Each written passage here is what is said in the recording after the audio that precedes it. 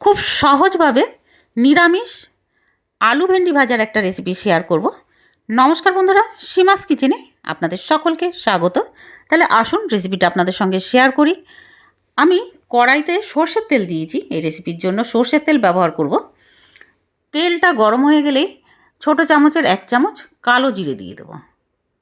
কালো জিরেটা ফুটতে শুরু করলে দিয়ে দেবো একটা শুকনো লঙ্কা, আর আগের থেকে একটা আলু কেটে রেখেছিলাম পাতলা পাতলা লম্বা লম্বা করে, ওই আলু দিয়ে দিয়েছি।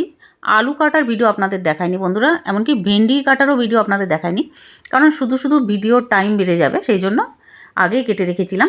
এবার আলুটা দেওয়ার পরে মিডিয়াম ফ্লেমে ভেজে নেব। এইরকম বেশ ভাজাটা হয়ে যাবে।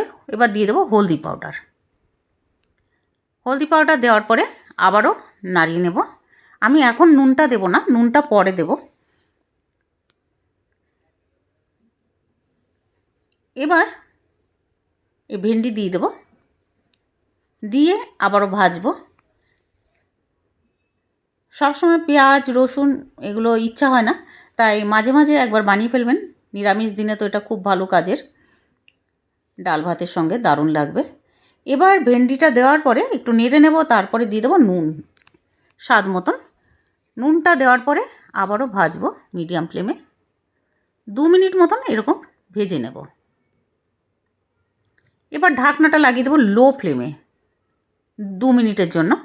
2 মিনিট পরে ঢাকনাটা সরিয়ে দেবো। লো ফ্লেমে এই জন্য লাগিয়েছি বন্ধুরা ঢাকনাটা, যাতে আলুও সেদ্ধ হয়ে যায় আর ভেন্ডিও সেদ্ধ হয়ে যায়, কারণ আমি জল তো একদম দেবো না, সেই জন্য লো ফ্লেমে ঢাকনা দিয়ে লাগিয়েছি।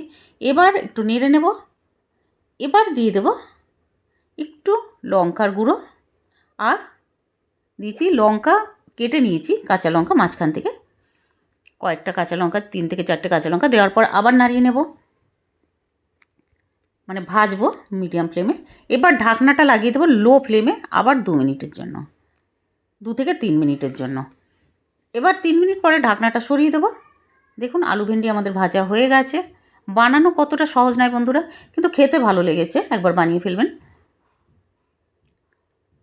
এবার একটা প্লেটে তুলে নেব কিছুক্ষণ ভাজার পরে। আশা করছি বন্ধুরা ভিডিওটা ভালো লেগেছে। ভালো লাগলে প্লিজ লাইক শেয়ার সাবস্ক্রাইব করে দেবেন। নতুন বন্ধুরা হলে এরকমই সাবস্ক্রাইব করে পাশে থাকবেন, আর কমেন্ট করে জানাবেন খেতে কেমন হলো। তাহলে দেখা হবে আবার নতুন ভিডিওতে। আপনারা ভালো থাকুন, সুস্থ থাকুন, এই কামনা করে ভিডিওটা এখানে শেষ করছি। ধন্যবাদ এতক্ষণ পাশে থাকার জন্য।